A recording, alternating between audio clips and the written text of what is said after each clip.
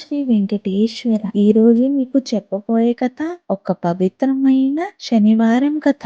శనిదేవుడు పరీక్ష, వెంకటేశ్వర స్వామి రక్ష. శనివారం అంటే చాలా మంది భయపడతారు. శని దోషం, శని దృష్టి, శని సాడేసాతి అంటారు. కానీ తిరుపతి బాలాజీ భక్తులకి తెలుసు, శనిదేవుడు శిక్ష ఇవ్వడు, పరీక్ష చేస్తాడు. శ్రీ వెంకటేశ్వర స్వామి రక్షణ ఇస్తారని ఈ కథ అది సత్యం చెప్తుంది. ఒక చిన్న ఊరిలో ఆంజనేయులని ఒక భక్తుడు ఉండేవాడు. అతను పెద్ద ధనవంతుడు కాదు, కానీ హృదయం నిండా శ్రద్ధ ఉంది. ప్రతిరోజు పొద్దున్నే శ్రీ వెంకటేశ్వర స్వామి ఫోటో ముందు ఒక దీపం వెలిగించి ఇలా అనేవాడు: గోవిందా, నా కష్టాలు నీ పాదాల్లో పెట్టాను. ప్రతి శనివారం రోజు వ్రతం చేసి అన్నదానం చేయడం అతని అలవాటు. ఒక సమయంలో ఆంజనేయుడి జీవితంలో కష్టాలు మొదలయ్యాయి. పని పోయింది, అప్పులు పెరిగాయి, ఇంట్లో ఆరోగ్యం బాగలేదు. గ్రామంలో అందరు అనుకున్నారు ఇది శనిదేవుడి రూపము, ఈ భక్తుడిని శని పట్టుకున్నాడని. కానీ ఆంజనేయుని మనసులో భయం రాలేదు. అతను అన్నాడు, శనిదేవుడు కూడా భగవంతుడే, నా బాలాజీ అనుమతి లేకుండా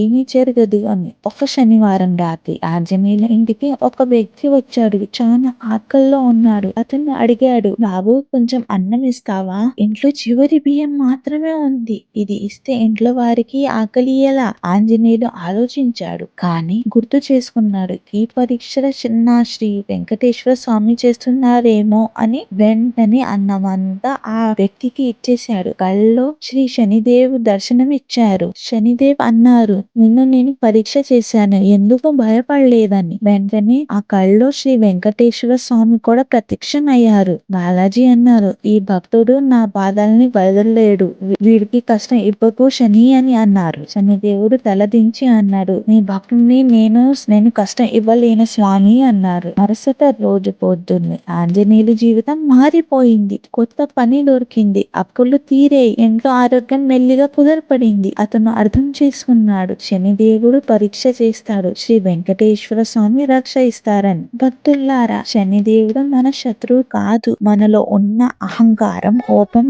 లోభం అన్ని శని తీయడానికి శని పరీక్ష చేస్తాడు. కానీ శ్రీ వెంకటేశ్వర స్వామి శరణం పట్టుకుంటే భక్తుడిని శని కూడా నష్టం పెట్టలేరు. ఓం నమో శ్రీ వెంకటేశ్వర.